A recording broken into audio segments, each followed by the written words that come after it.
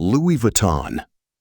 There's one answer almost everyone gives when you ask them to name a luxury bag brand: Louis Vuitton. And the story of how that happened has almost nothing to do with fashion. In 1854, a young man from a small town in eastern France opened a workshop in Paris with a very specific problem to solve. How do you travel with elegance and actually arrive with your belongings intact?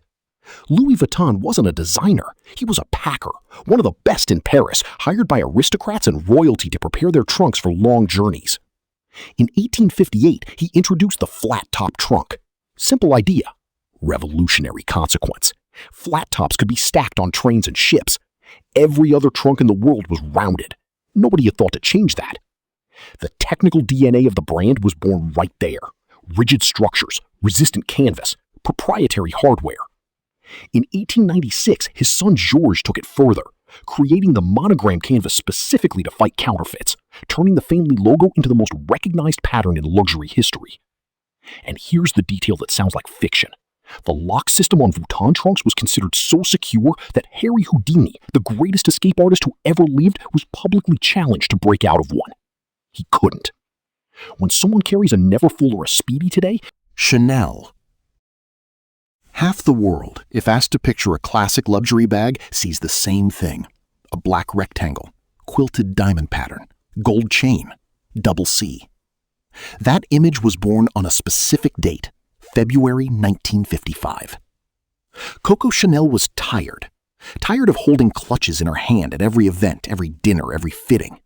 She looked at the bag soldiers carried, functional, strapped across the body, hands completely free, and decided that was the idea. What she built around it was entirely personal. The matelassé quilting came from jockey jackets she admired. The metal chain strap replaced leather because it felt more modern, more architectural. The burgundy lining was a direct reference to the uniform of the orphanage where she grew up. The Mademoiselle lock, not the interlocking CC, but a simple turn clasp, because she never married and refused to pretend otherwise. Every detail was a code, and codes in luxury are everything. Decades later, Karl Lagerfeld reinterpreted the design as the classic flap, adding the CC lock, and the two versions began to coexist, one a piece of history, one a piece of mythology. Both immediately legible to anyone who knows. A Chanel flap, Hermès. Most people assume the top of the luxury bag world is Louis Vuitton, or maybe Chanel. That's where the story gets genuinely surprising. Among serious collectors, the name that commands real silence, the brand that makes even billionaires wait, is Hermès. The house was founded in Paris in 1837, not as a fashion house, not as a bag brand, as a harness workshop. Thierry Hermès made equipment for horses, saddles, bridles, straps, for European aristocracy. The first bag that would eventually lead to everything else, the haute à courroie, was created in 1892 to carry riding boots and saddles. The Kelly came later. Then, in 1984, something stranger happened. Jane Birkin, actress, icon, was seated next to Hermès CEO Jean-Louis Dumas on a flight from Paris to London. Her straw bag fell, spilling everything. She mentioned, offhandedly, that she could never find a bag that actually worked for her life. Dumas pulled out the air sickness bag. They sketched a design together at 30,000 feet. That sketch became the Birkin. Each one is made by a single artisan, using the saddle stitch developed in the 19th century. A technique so strong it won't unravel even if a thread breaks. A single bag can take up to 48 hours of work. Some Birkins have sold at auction for over $10 million. Not as anomalies, as a pattern. The Birkin is not a bag you buy. It's a bag you're offered.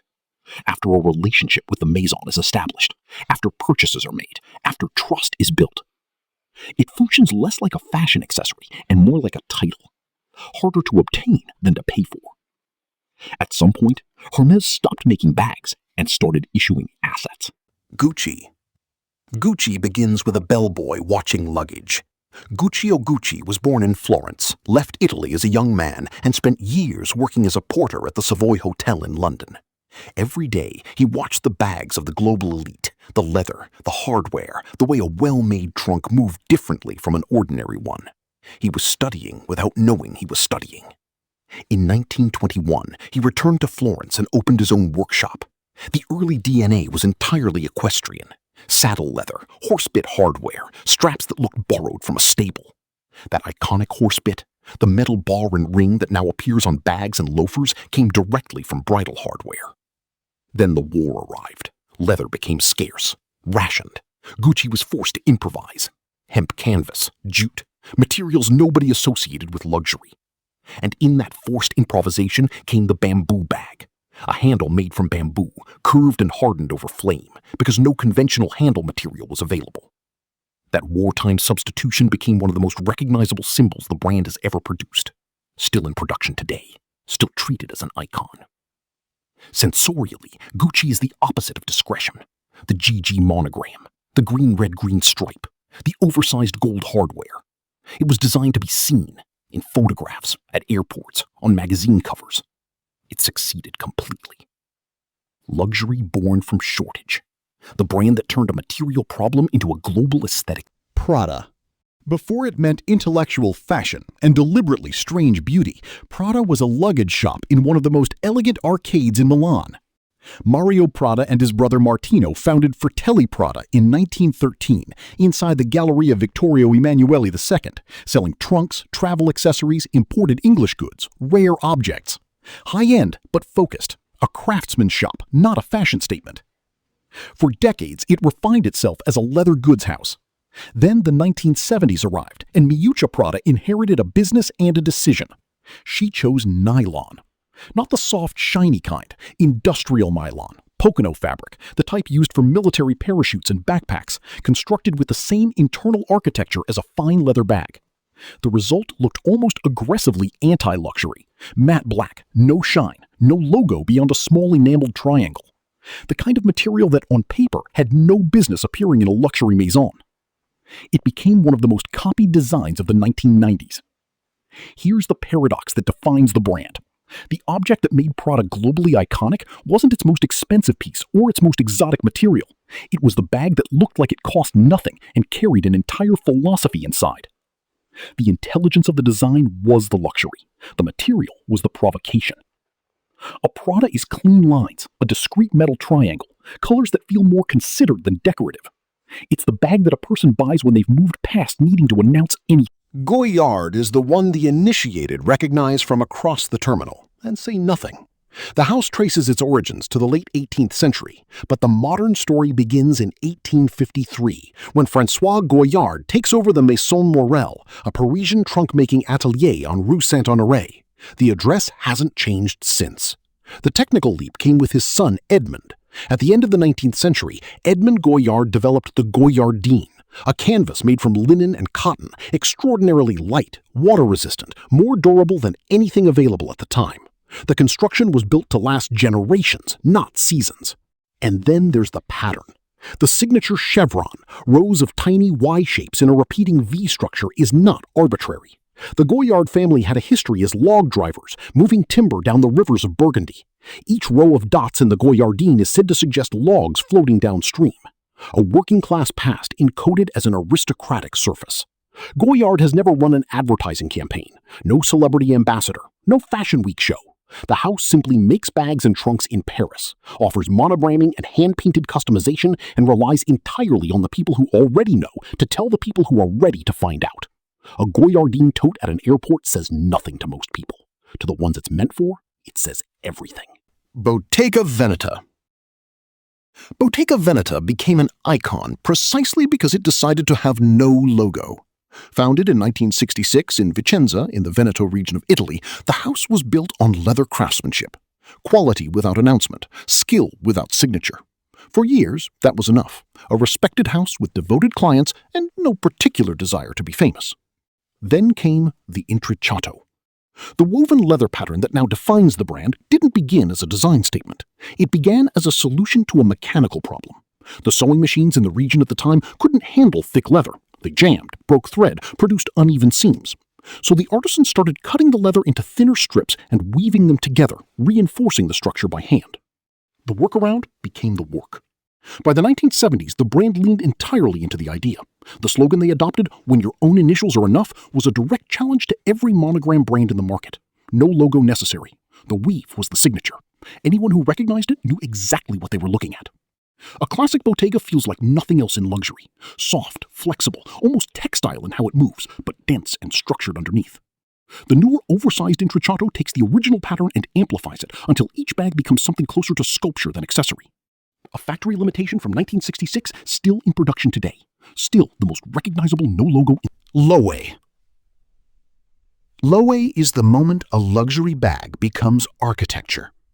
The story begins in 1846 in Madrid with a collective of leather artisans working from a small workshop on Calle del Lobo, Wolf Street. A few decades later, a German craftsman named Enrique Loewe Rosberg joined the operation and eventually gave it his name. Spanish soul, Germanic precision. Loewe is the oldest brand in the LVMH portfolio, older than many of the French houses it sits alongside. Most people don't know this. The object that defines the modern era of the brand is the puzzle bag, designed by Jonathan Anderson and launched in 2015. The concept was structural from the beginning, a bag assembled from geometric leather panels, cut by laser, painted by hand, and stitched together like a three-dimensional puzzle. Each one contains up to 75 individual pieces of leather. The construction process can take 9 hours across hundreds of steps. What makes the puzzle genuinely unusual is that it was designed to deform. Carried structured, it reads as a precise geometric object, almost architectural. Carried loosely, the panels shift and collapse into something soft, almost casual. The same bag, two completely different objects, depending on how you hold it. Sensorially, Loewe exists at the intersection of the gallery and the street. Unexpected colors, shapes that feel drawn rather than constructed, hardware that looks more like a detail in a blueprint than an ornament on a bag. A bag built with a mathematician's logic and a sculptor's hands. Delvaux. Here's something almost no one in mainstream luxury knows. The handbag, the thing millions of people carry every single day without thinking, was arguably invented by a house most of them have never heard of. Delvaux was founded in Brussels in 1829, 1 year before Belgium existed as an independent country. Charles Delvaux opened a travel goods workshop, and the house has been in continuous operation since. No interruption, no revival, no rebirth. Just 2 centuries of making things out of leather in Belgium. In 1908, Delvaux filed the first official patent for a handbag design. Not a trunk, not a travel case. A handbag. A structured object specifically designed to be carried by hand, with a dedicated interior organization and a deliberate exterior form. The house that invented the category the entire industry is now built on. And then there's the archive. The Musée Delvaux houses more than 3,000 bag models, documenting nearly 200 years of design evolution. Every shift in travel culture, every change in women's dress, every decade of social transformation, recorded in leather, in a museum that most luxury tourists walk past without knowing it exists. A Delvaux is quietly precise, immaculate leather, restrained hardware, forms that balance architectural rigidity with a certain Belgian playfulness that's hard to define but immediately felt. It doesn't announce itself. It doesn't need to. The inventor of the guitar living in complete anonymity. Valextra. If Delvaux is deep history, Valextra is Milanese design distilled into leather. Giovanni Fontana founded the house in 1937, directly on Piazza San Babila, in the center of Milan. From the beginning, the vision was unusual for a leather goods house. Valextra approached bags the way industrial designers approached objects. Form follows function. Nothing decorative that isn't also structural. In 1954, the house won the first Compasso d'Oro, Italy's most prestigious design award, for the 24 Ore briefcase. A bag winning a design award typically given to furniture, appliances, and vehicles. That tells you everything about the philosophy. Over the decades, Valextra collaborated with graphic and industrial designers, figures like A.G. Fronzoni, to develop bags that look almost like three-dimensional pictograms, shapes reduced to their absolute essence. No ornamentation that doesn't serve the form. The E-side, the Brera, rigid structures, clean lines, fine grain leather, almost no visible hardware. Each one designed to look like a small portable building, not a seasonal accessory. There is no logo on a Valextra. No monogram, no visible branding, no signature hardware that broadcasts the name. The bag is the signature. The geometry is the identity. It's the bag a Milanese architect carries when they want to be completely anonymous and completely understood by the Moynat. And then there's the house that, for most people, doesn't exist at all. Moynat was founded in Paris in 1849. That makes it older than Goyard, older than Louis Vuitton, one of the oldest trunk-making houses in the city, and almost no one has heard of it. Pauline Moynat founded the Maison alongside artisans Octavie and François Coulombier. She was the only female trunk maker in Paris at the time, entering an entirely masculine world of heavy woodworking and industrial leathercraft. She built a business anyway. Moynat became known for innovation.